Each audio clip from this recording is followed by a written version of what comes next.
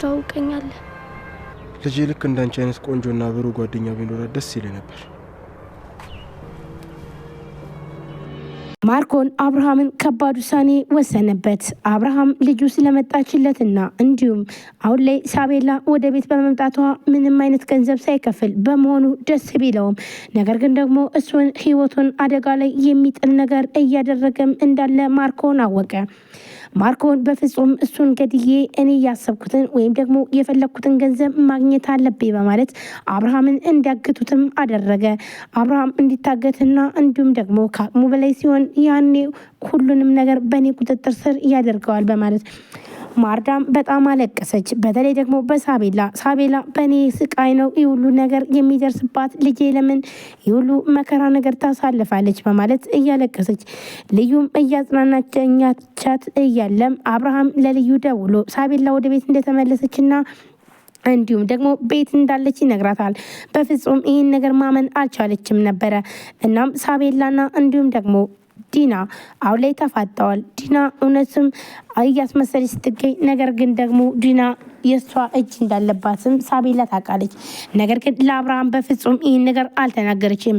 ልጄ ምንድናደረጉሽ ምንድነው ብሎም ሲላተኝ እኔ በፍጹም ምንም አልሆንኩም፣ ይልቃውስ እኔ ሲንከባከበኝ የነበረውን ሰው አገኝና አመስግነው፣ ደግሞም የሱ ልጅ ህይወቷ አደጋ ላይ ነው። እናም እባክን አባቴ ከሆንክ ልትረዳው ይገባል ብላም አለችው። አብርሃም ግራ መጋባት ቆይ እንዴት አንቺን አግተው ሲያሰቃይሽ የነበረን ሰው እንዴት ትረዳዋለሁ ብሎም ይላታል። ይህ ደግሞ ለሳቤላ በፍጹም እኔ ምንም አልሆንኩም፣ የምፈልገውን ነገር ሲያደርግልኝ እንዲሁም ደግሞ ሲያጫውተኝም ነበር። ስለዚህ እሱን ከዛ ችግር ውስጥ ማውጣት አለብህ ብላ አብርሃምንም አሳመነችው። አብርሃምም እሺ ብሎ የሳቤላን ያገታትን ሰው ለማግኘት ወሰነ። ነገር ግን ደግሞ ሳቤላን ያገታትና ወይም ደግሞ የዲና ተላላኪ ሆኖ የነበረውን ነገር ግን ሳቤላ በጣም አሳዝነው በፍጹም በሳቤላ ላይ ምንም አይነት ጉዳት ስለደረሰባትና እንዲሁም ደግሞ ስለለቀቃት ዲና እገልሃለሁ ብለዋል። ነገር ግን ደግሞ ማርኮንና ዲና አንድ ላይ በመሆን ልጁን አግተው ደግሞ ልጅን የምትፈልጋ ከሆነ ሳቤላን ከእንደገና አግታትና ከዛም በኋላ ልጅህን እንለቅላለን፣ ከዛ ግን ልጅህን አንገቷን ቆራርጬ እልክላለሁ ብሎ ማርኮንም ይነግረዋል። ማርኮን ይህን ሲነግረው በፍጹም ልጅን አንድ ነገር ብታደርጋት አልለቅም፣ እውነት ለመናገር እስከ ዘር ማንዘር ነው ህይወትክን የማጠፋህ፣ ይውልህ አልምርም፣ ልጄን አንድ ነገር ብታረጋት ብሎ ይለዋል። ይህንን በሚለው ሰዓት ነበረ አብርሃምም አሁን ላይ በይህን ሲሰማ በጣም ነው ያዘነው። ሳቤላን በድጋሚ እንዳያግቷት ጥንቃቄ ማድረግ አለብኝ፣ ነገር ግን ደግሞ ልጁንም ማገዝ አለብኝ ብሎም ወሰነ። ነገር ግን ማርኮን አሁንም ቢሆን አብርሃምን ጉዳት ለማድረስ አስቧል።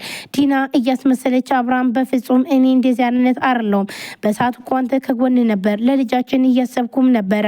ቆይ እንዴት እንደዚህ ባለቦልታ ወሬ ሰምተህ እኔን በዚህ ጉዳይ ትጠረጥረኛለህ?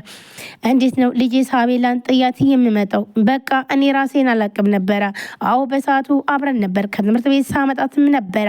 ነገር ግን ደግሞ እኔ ጎዳና ላይ ነው ወድቄ ራሴን ያገኘሁት። በዛን ሰዓት ሳቤላ የለችም። ማን ይወዳት ማን የማውቀው ነገር የለም።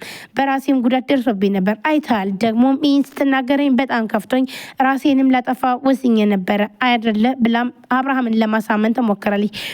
ነገር ግን ደግሞ ሁሉንም ሚስጥር ልዩ ስለምታውቅ ስለዚህ መዋሸት አልቻለችም ነበረ። ልዩን አትመናት። ከበፊት ጀምራ እኔ እናንተን ለማለያየት የምታደርገው ነገር ነው። ልዩ ብዙ ነገር ጥፋት አጥፍታ ይቅርታ አድርገህላታል እስካሁን ድረስ። ስለዚህ አሁንም ቢሆን ልዩን በፍጹም አትመናትኝ። ልዩ እኔ እናንተ አብረን እንድንሆን አትፈልግም። ይኸው ማርዳ ወደ ቤት እንድትመጣላትም ትፈልጋለች ብላም አብርሃም ትነግረዋለች። አብርሃም ከማርዳ ጋር በፍጹም አብረው እንደማይሆኑ ነገር ግን ደግሞ ልጄን ጥለሻት እንዴት ትመጫለሽ? ያንቺ ራስሽ ልጅ ብትሆን በፍጹም ጥለሻት አትመጭም ነበር ብሎ ነው አብርሃም የተፋጠጠው። ነገር ግን ማርኮን አሁን ላይ ምንም አይነት ገንዘብ ሳላገኝ እንዴት ነው ቆይ ወደ ልጆች የምመለሰው በማለትም በጣምም ተናዷል። በተለይ ደግሞ ማርኮንና እንዲሁም ደግሞ ሮሜን ወይም ደግሞ ማርታ እህት አንድ ላይ በመሆን ስራውን እንሰራዋለን ሲባባሉም ነበር። ነገር ግን ደግሞ አሁን ላይ በአብርሃም መንገድ የሚያገኘው ነገር ሁሉም ነገር ጨለማ ስለሆነበት ስለዚህ ይህን ነገር በፍጹም ሊሳካለት አልቻለም። ይህን ነገር አሳክተህ ሁሉንም ነገር በእኔ እጅ ካላደረክ ደግሞ ለህይወትህም ሆነ እንዲሁም ደግሞ ከአንተ ጋር ያለኝ ምስጢር ከባድ ነው ብላም ትላለች። ሙልጭም ከባድ ጉዳት ደርሶበታል።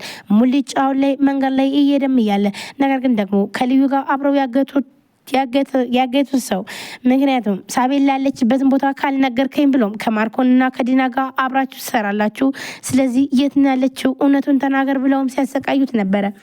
እናም እሱ ምንም እንደማያውቅና ነገር ግን ደግሞ ማርኮን ካወቀ እንደሚገላቸው ወይም ደግሞ እሱም ባለስልጣን እንደሆነና እንዲሁም ለህይወታቸው አደጋ እንደሆነም ሲነግራቸው ሙልጭና እንዲሁም ደግሞ ልዩ ጥለው ትሄዳሉ።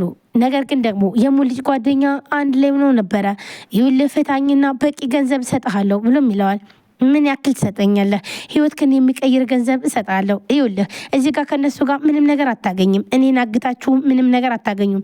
ይልቃውስ ሌላ ችግር ውስጥ ከምትገባና እንዲሁም ደግሞ እኔ ብር ሰጥቼህ ለምን ህይወትህን አትቀይርም? እኔን ግን አሁን ላይ ፍታኝ ብሎም ይለዋል። እሺ ስንት ትከፍለኛለህ ብሎም ሲለው 50,000 ብር እከፍላለሁ ብሎም ይለዋል። በዛ ተታለለ።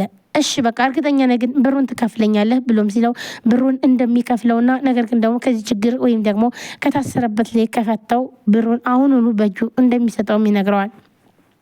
እሱም ብሩን ሲሰጥ ማለትም ከታሰረበት ከፈተውም በኋላ ብሩን አይደለም የሚሰጠው ገፍትሮ ይጥለዋል።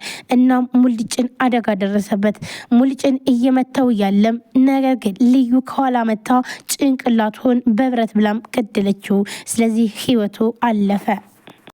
ሰላም ጤና ይስጥልን። ውድና የተከበራችሁ የቻናል ቤተሰቦች እንዴት ናችሁ? ለዚህ ቻናል አዲስ የሆናችሁ ሰብስክራይብ፣ ላይክ፣ ሼር በማድረግ ቤተሰቡ ነው።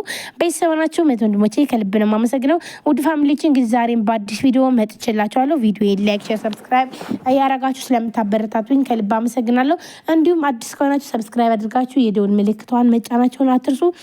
በየጊዜ በሰዓቱ አዳዲስ ቪዲዮዎችን ይዤላችሁ የሚቀርብ ይሆናል። ከእናንተ የሚጠበቀው ቪዲዮ ላይክ፣ ሼር፣ ሰብስክራይብ እያረጋችሁ እንድታበረታቱኝ ነው የምፈልገው። ውድ ፋሚሊዎቼ እንግዲህ በዛሬው ዕለት ምን ተፈጠረ የሚለው ነው ይዤላችሁ የመጣሁት። እንግዲህ ሳቤላ ቀጣይ ክፍል ይዤላችሁ መጥቻለሁ። ቪዲዮ ላይክ፣ ሼር፣ ሰብስክራይብ እያረጋችሁ አበረታቱኝ።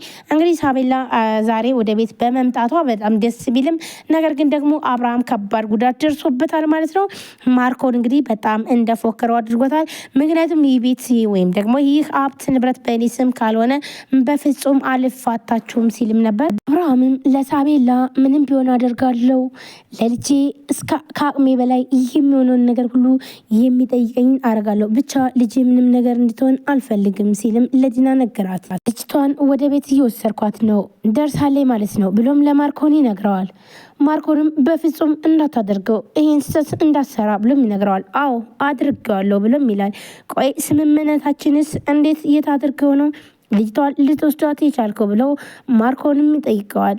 በቃ ይኸውልህ እኔ ልጅቷን ወደ ቤቷ መመለስ ስላለብኝ ወስጃታለሁ። እናም ከዚህም በፊት የተስማማነው ነገር ፈርሷል። ይኸውልህ ከዚህም በኋላ ደግመህ ወደ ስልኬ እንዳትደውል። አንተም ሆነ ዲና የተስማማንበት ስምምነታችን ፈርሷል። ስለዚህ አይመለከትም። ከአሁን በኋላ እንዳትደውል በስልኬ ይለዋል። ማርኮንም ይህን ሲናገረው በጣም ነበር የተናደደው። በፍጹም ይህ ነገር ሊሆን አይችልም። ቆይ ለምን ተስማምታል እኮ ስለዚህ አሁኑኑ እች ልጅቷን መልሳት ብሎ ማርኮንም ይለዋል። በፍጹም ካሁን በኋላ ሳቤላ ወደ ቤቷ ሄዳለች። ስለዚህ ቤተሰቦቿ ጋር ተቀላቅላለች። ምንም ነገር አታደርግም። ደግሞም ልጄን አንድ ነገር ብታደርጋትኝ እስከ ዘር ማንዘር ነው የሚጨርስ ብሎም ይለዋል። ማርኮንም ልጅን ቆራርጣታል